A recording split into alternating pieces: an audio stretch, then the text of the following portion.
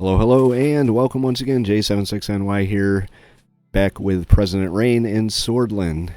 We just got done with a meeting of the top economic minds of Sordland. Unfortunately, Walter Tusk was there, and he pulled us to the side with a little nod and a wink. We promised him some tax cuts going forward.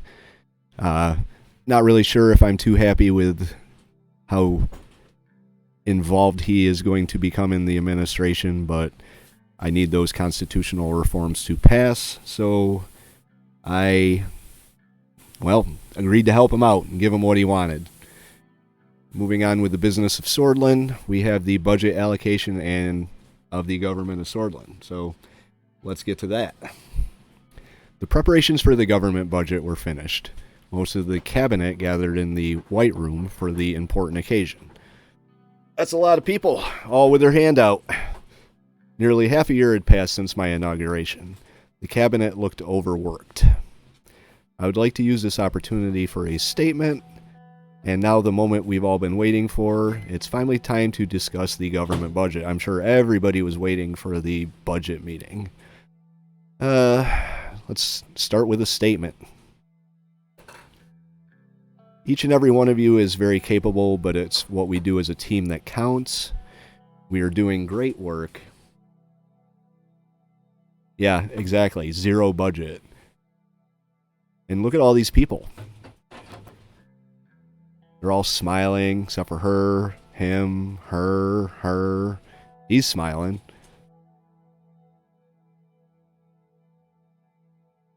At least he's happy, jolly fella. Alright, we are doing great work, and this is just the beginning. There are many more good things to come. Years ago, all of us gathered to change the course of history. Now I'm proud of what we have achieved and what is to come. Let's tout the teamwork, because we all work together as a team.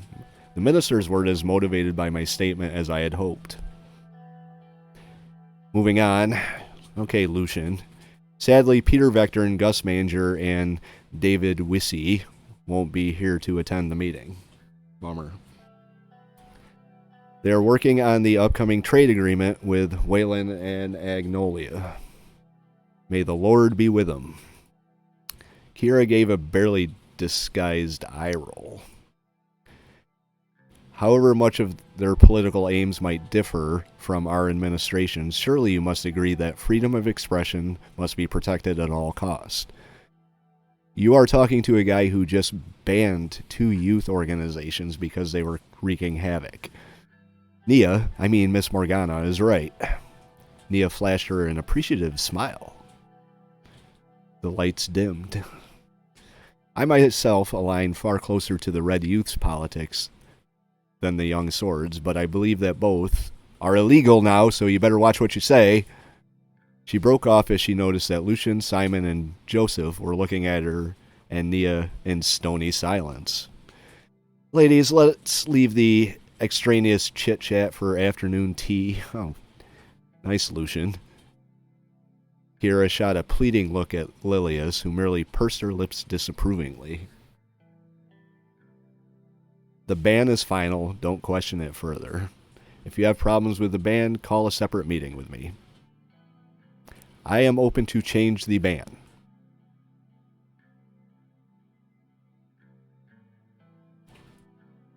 Barely open to change the ban, but I don't want them to say that I was a tyrant. Because I'm not. Look at me. Is that the face of a tyrant? Simon started loudly shuffling some documents around. All eyes turned to the Minister of Economy. Let's begin, Mr. Hull. Thanks to Simon's expertise, I'm sure we will achieve great things today. He better have a hell of a plan. Today is a big day. We must prioritize our spending wisely in order to achieve the goals we've set as a government, while maintaining enough political support, if I might add. Promises were made during the election.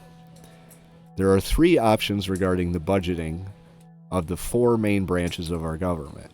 It's either we increase, maintain, or decrease the funding.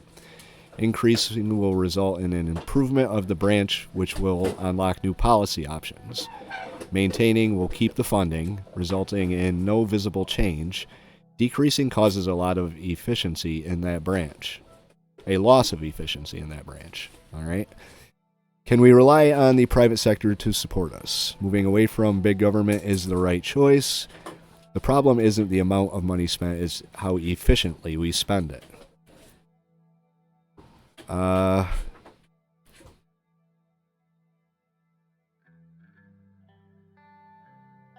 making government work is not a bad thing. It's true that many of our policies could be far better implemented. Our welfare systems are full of issues that need to be addressed, for instance.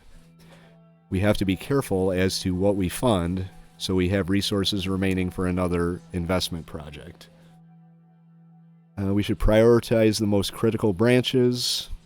We have to keep true to the election promises. Our people voted for us because the promises we made, or reduction of funding in certain branches can help fund investment projects. We have to stay true to our campaign promises here, or we won't have a job for very much longer. As much as we realistically can, if we fail at improving our economy, the promises don't mean much in the big picture. Before we begin our discussion, there is one more thing that I wanted to voice my opinion of. As we manage the government budget, we are obviously able to go into debt to invest in different branches.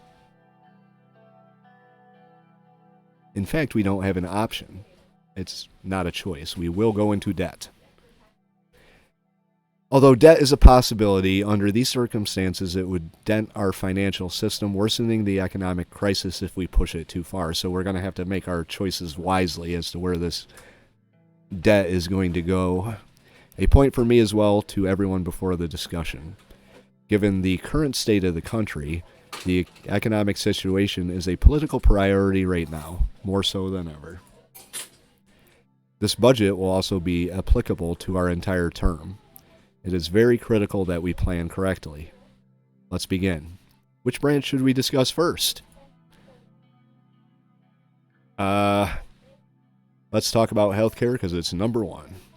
Our healthcare system is vast and provides free services to most of our citizens. However, the quality of our health service is far worse in low-income and rural areas. Therefore, I think we should receive more funding to address this disparity. Kiera agrees, because we had a meeting about it, and she made her opinions perfectly known. If we don't increase spending on health services, we at least need to maintain it. Otherwise, we are putting lives at risk. We have just started a new analysis on what would happen if a pandemic struck Sordland. According to the results, if our healthcare facilities remained in their current state, the death toll would be unimaginable. I'm not even talking about the damage to the economy. This is a matter of life and death, Mr. President, and it should be treated as such. This is indeed worrying. We should try to fix whatever we can as the government. That is only if a pandemic happens. We need to improve our health care. What else are we here for if we can't keep our people alive?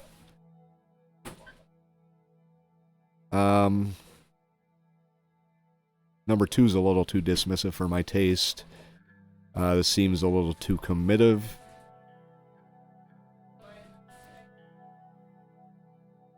Oh, go with number 1 here. That is indeed worrying. We should try to fix whatever we can as the government. Let's discuss education. Our education system is lacking, not only in funding, but also in modern curricular principles.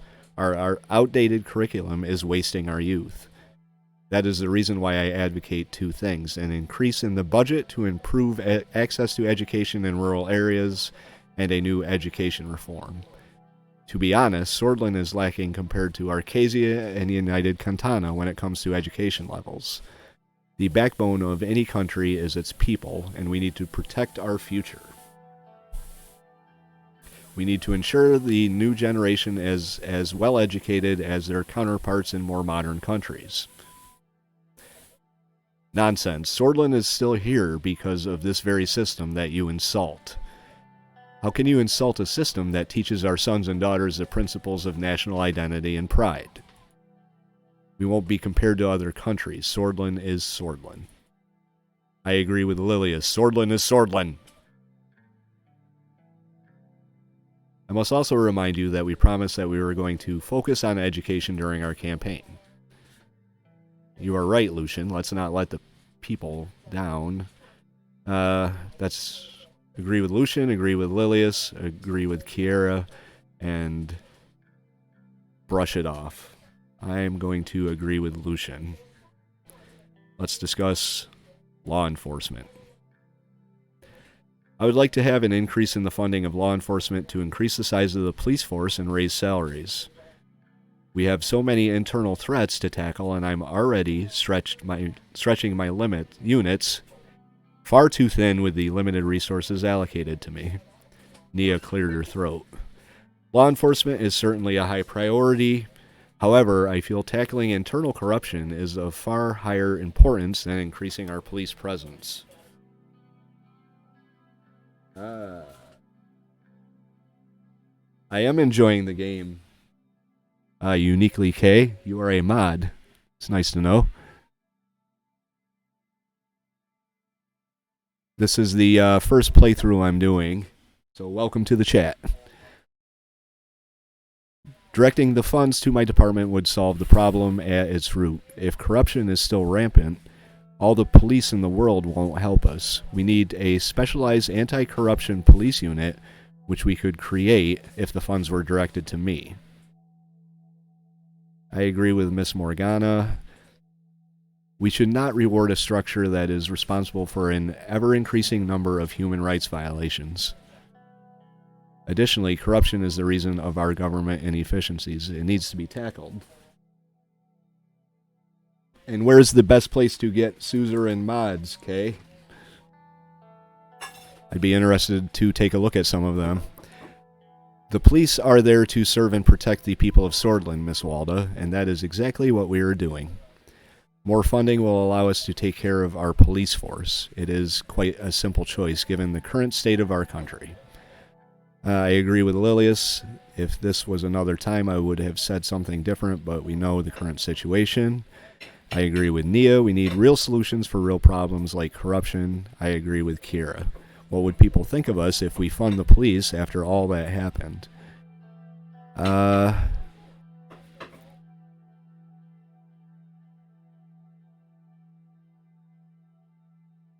What to do?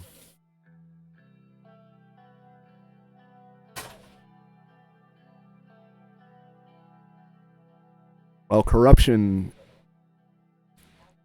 could bleed over into other things, so we're gonna go with Nia here.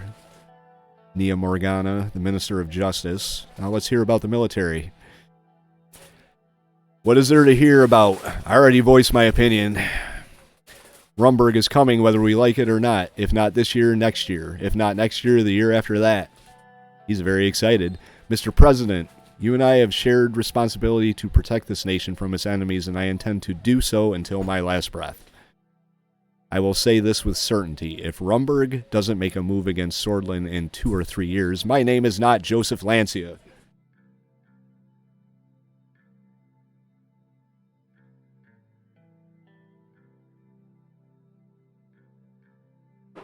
Right?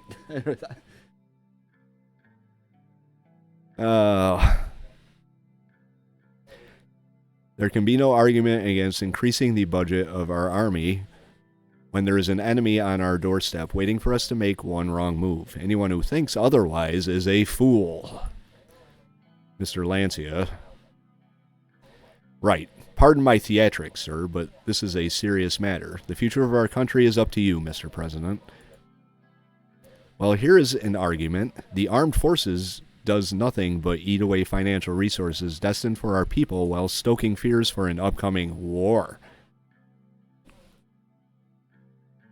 I don't know, Kiera. I mean, they are a very real and serious threat. I think we have to take them seriously. I know you don't like that and all, but we are not living in a dreamland here. We are living in Sordland, with Rumberg to our north. The issues with Rumberg can be solved diplomatically. I disagree.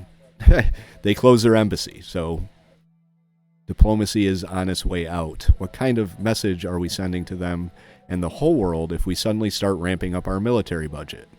That we're not going to be pushed around. That's the message we're sending. That we're ready to defend ourselves, Miss Walda. Okay. Lily's graph said it for me. Trying to come up with a good voice for this guy. Kind of cross between, like, Vito Corleone and,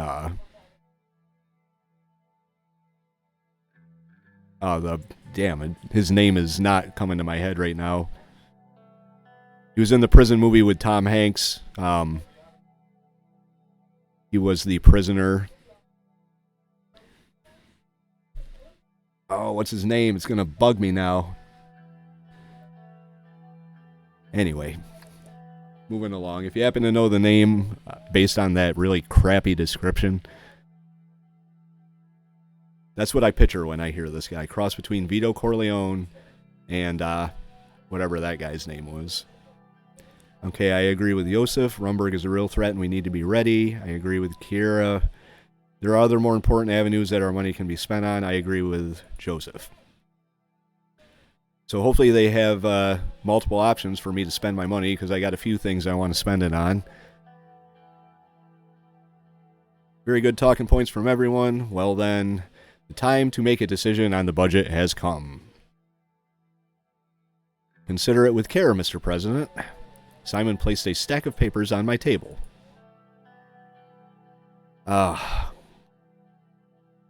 Healthcare system of the country was at a crossroads. Since the 40s, the difference in quality between urban and rural hospitals was getting worse than the average life expectancy dropped. The situation was becoming relatively dire. My final decision: I will sign an irreversible order. Oh. I'm leaning towards education and national defense, so I'm going to maintain that. Education. Education system in Sordland was overburdened. The lack of schools, teachers, and even equipment in certain areas has caused massive gaps in what was otherwise known as one of the most robust systems around a decade ago. Upon selecting one of the options below, you will not be able to change it. -1 to the budget. Law enforcement, increased crime, lawlessness, and a new wave of immigration has pushed many elements of the law enforcement to their limits. Maintain military. The Armed Forces of Sordland is one of the most respected branches of government. It protects the country from hostile nations and provides training. Some see it as a financial burden, while others praise the advantage of the military. Final budget. Okay, so we're about to go into debt by a factor of 2.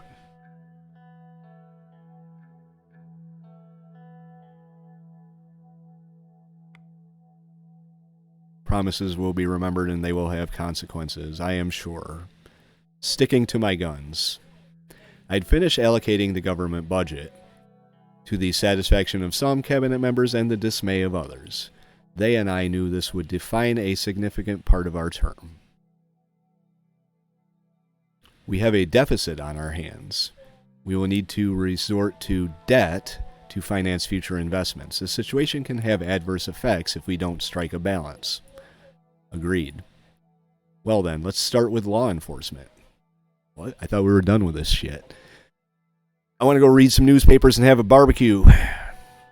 Lilius leaned forward and put her hand on her chin. Nia was looking down at the floor. I suppose we'll have to make do with what we have. This is not the best situation for us. I'm not sure what we will be able to do if the budget doesn't change. Any statements on the matter, sir? I trust you to push the Ministry of Interior and Justice forward. The continuation of the existing set of budgetary conditions is in order, and no, that should be all.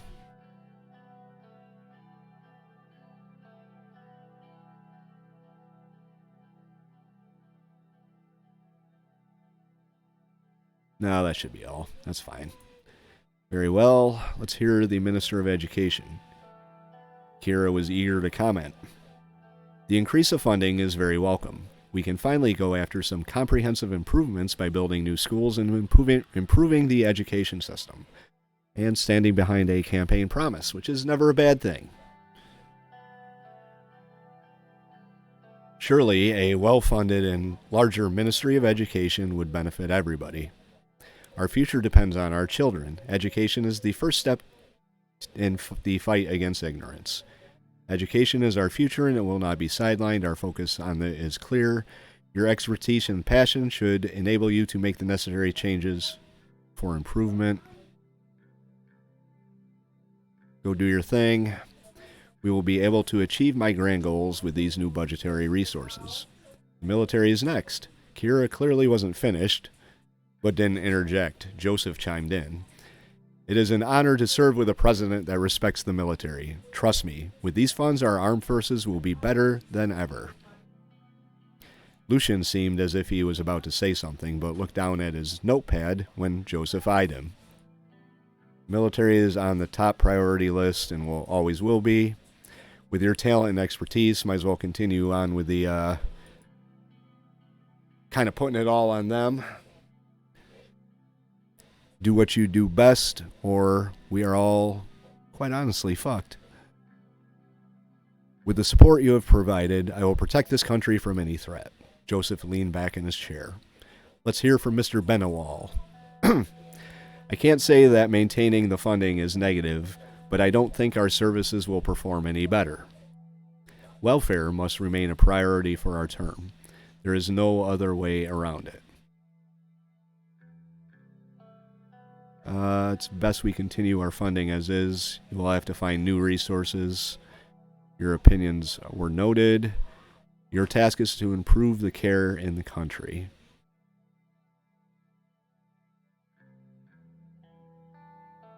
Cut and dry, you're going to have to deal with it. The Ministry of Health will resort to a privatization effort to create funds to improve services. Okay? That covers all branches. Each minister will approach you with their respective policy requests and expectations over the next year. Thank you for your time and participation in this significant moment. The meeting is concluded. Regardless of what happened, I wouldn't be here without you. Don't forget that we are a team.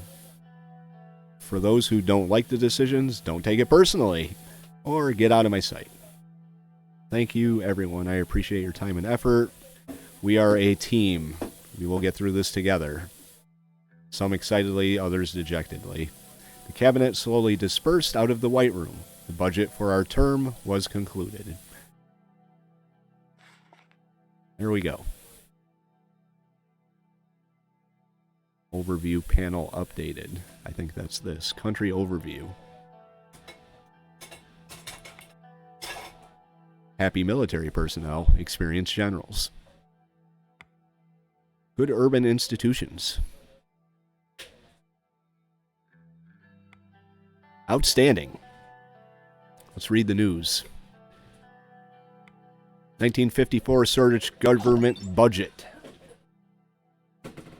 Randall Thor, thank you very much for the follow. I look forward to seeing you in the future as we shape Sordland together. My new friend. After a marathon 18 hours of negotiation, the Sordland government budget for the current term has been finalized. The government envisaged spending around 27 billion Sordland Ren next year, almost 16 billion Sordland Ren more than this year. The 1954 budget, Minister of Defense is happy, Minister of Education is happy, everyone else not so much. Yeah, have a good day, Randall. Thanks for joining me. Appreciate it.